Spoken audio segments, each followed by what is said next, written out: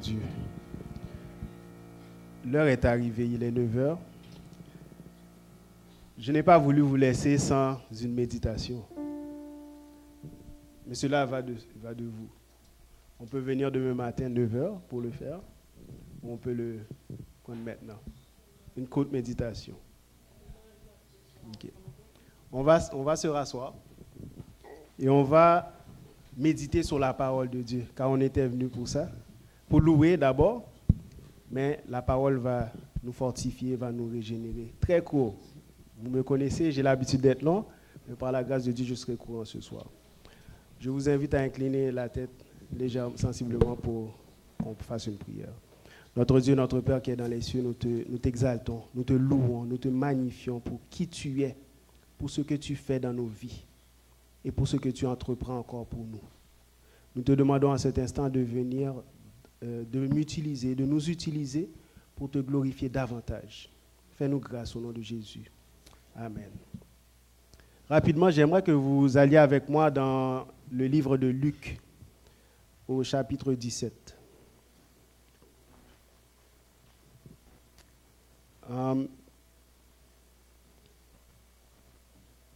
Oui, je viens. Le chapitre 17, attendez-moi, je vais vous dire quel verset, à partir de quel verset. Comprenez que Dieu donne des lois et des principes. J'aimerais que vous sachiez cela. Dieu donne des lois, il donne des principes de vie. Souvent de fois, nous-mêmes, nous voyons que ces principes et ces lois, c'est pour nous troubler, nous déranger, pour nous rendre la vie difficile. Nous allons voir comment Jésus lui-même, après avoir donné une loi, comment il peut sembler qu'il met de côté sa propre loi. Mais ce n'est jamais le cas. Dieu respecte sa loi, Dieu honore sa loi parce que sa loi, c'est lui, c'est son caractère. Je ne peux pas vous dire des choses et j'agis différemment. Dieu, moi, en tant qu'homme, je vois que c'est mal. Et pour Dieu lui-même, dirait-il quelque chose pour agir contrairement à ce qu'il a dit? Jamais. À partir du verset 11 jusqu'au verset 19, je vais lire pour vous. Ça dit, Jésus se rendant à Jérusalem, passait entre la Samarie et la Galilée. Comme il entrait dans un village, 10 lépreux vinrent à sa rencontre. Se tenant à distance, ils élevèrent la voix et dirent, « Jésus, Maître, aie pitié de nous. » Dès qu'il les eut vus, il leur dit, « Allez vous montrer au sacrificateur. » Et pendant qu'ils y allaient, il arriva qu'ils furent guéris. L'un d'eux, se voyant guéri, revint sur ses pas, glorifiant Dieu à haute voix. Il tomba sur sa face aux pieds de Jésus et lui rendit grâce. C'était un Samaritain. Jésus, prenant la parole, dit, « Les 10 n'ont-ils pas été guéris? Et les 9 autres, où sont-ils? Ne s'est-il trouvé que cet étranger pour revenir et donner gloire à Dieu? » Puis il lui dit, « Lève-toi, va, ta foi t'a sauvé. » Je bénis le nom du Seigneur, le nom de Dieu, pour qui il est, pour ce qu'il fait. On nous dit que Jésus s'en allait en quelque part. Il venait de quelque part et il allait en quelque part.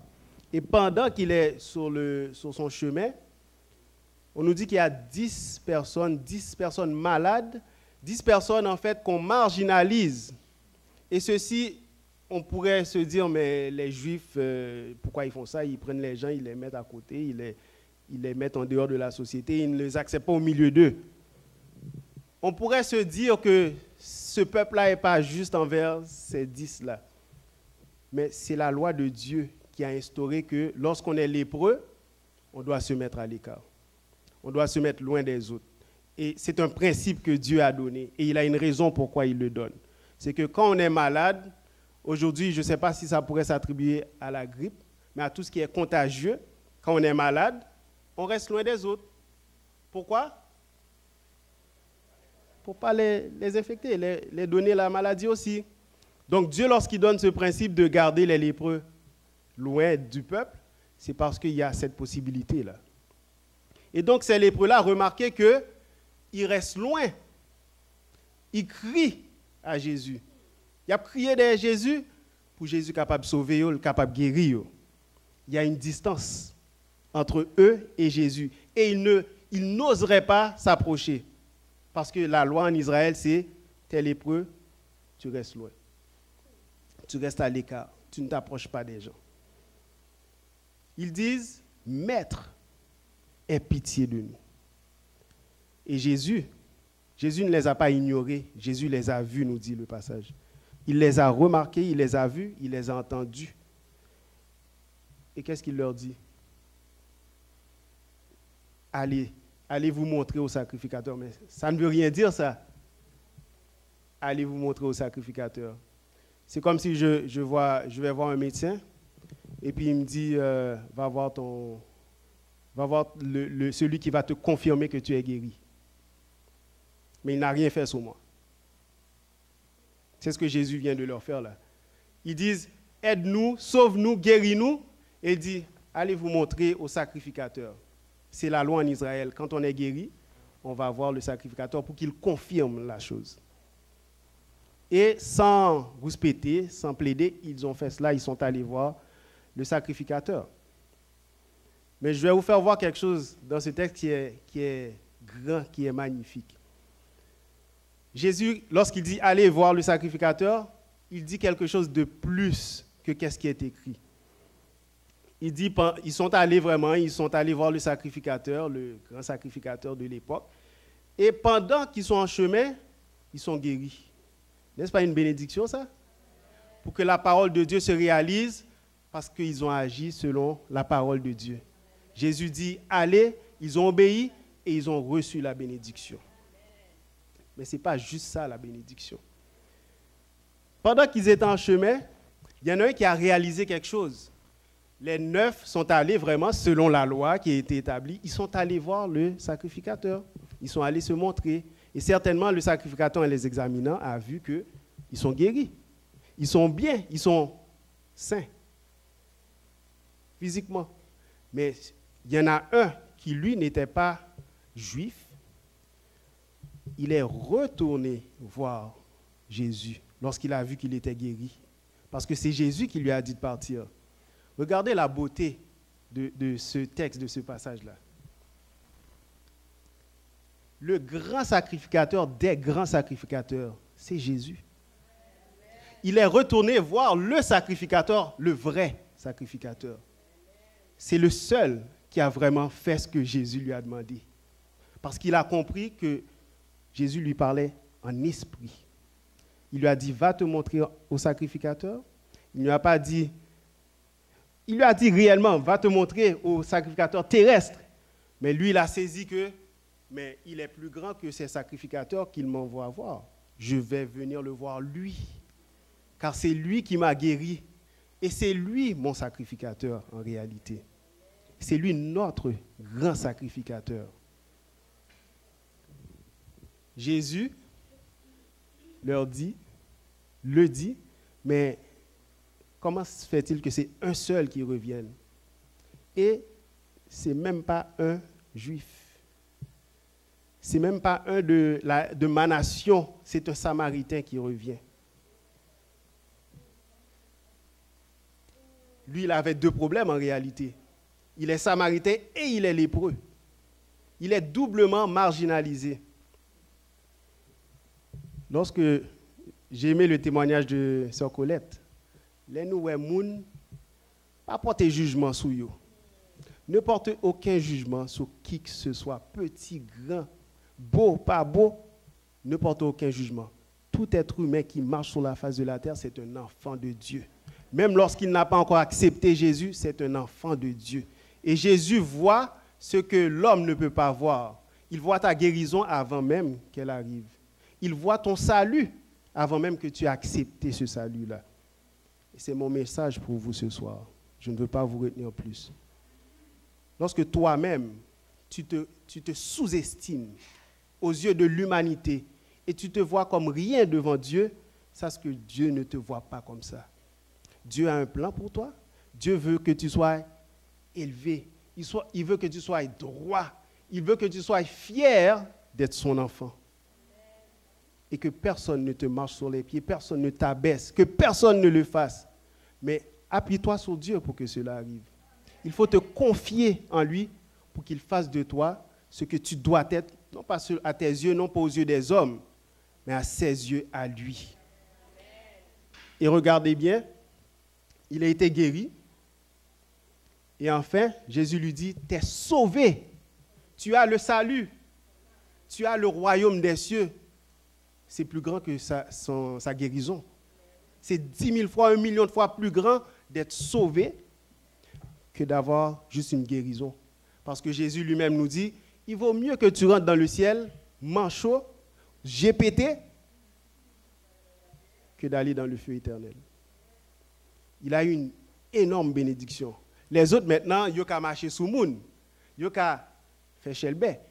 Ils n'ont pas marginalisé encore les 9 autres. Mais lui-même, il peut marcher d'une autre manière encore. Il marche sur les nuages. Il a une double bénédiction. Il a une pleine bénédiction même, je pourrais dire. C'est ce qui nous attend, tout un chacun. C'est ce qui nous attend à nous tous et à chacun. Mais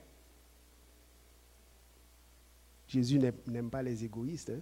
Vous savez ça? Lorsqu'on a reçu, il faut donner. Ce qu'on a reçu, on ne peut pas donner ce qu'on n'a pas, mais ce qu'on a reçu, comme a dit Pierre, nous pas gagner l'argent, nous pas gagner l'or, ça nous gagne à baoul. Ça bon Dieu ba nous pour nous bail, faut nous bailler. Et bon Dieu ba nous en pile. Nous pouvons dire merci à Dieu parce que simplement parce qu'il nous a donné 8 âmes pendant ce mois. Et nous savons qu'il va continuer à faire ce travail-là. Il n'y a rien de plus précieux que des âmes qui rentrent dans le royaume des cieux. Nous bénissons son Saint-Nom pour cela.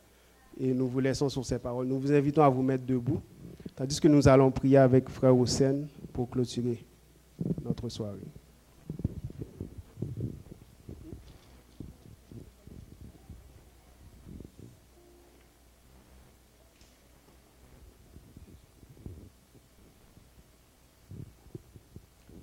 Éternel, notre Dieu, notre Père, nous bénissons pour souffle de vie conservé dans nous depuis naissance, nous jusqu'à cette présente minute. Voilà, j'aime cesser bénir nous et prendre soin de nous.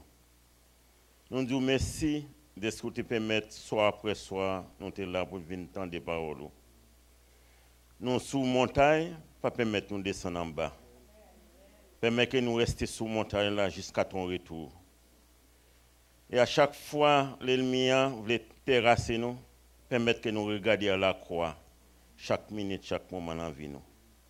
Au Céleste Père, nous disons merci pour parole, vous voyez pour nous, nous disons merci aussi pour vos précieuses âmes, vous voyez pour nous. Et il y a l'autre encore sur le chemin canal, de prendre des décisions. Nous devons permettre de capable de rester inébranlable et nous capable de faire des plans prochainement pour sceller l'alliance avec vous. On va bénir la soirée pour nous. On va permettre que nous passions une bonne nuit à l'ombre de tes ailes et reviendra demain matin tôt pour adorer en esprit en vérité et pour continuer à bas gloire, honneur ou même celle méritée. Bénis-nous, Céleste Père. Préparer chemin retour afin que chacun de nous puisse gagner demain nous sans malaise, sans accident.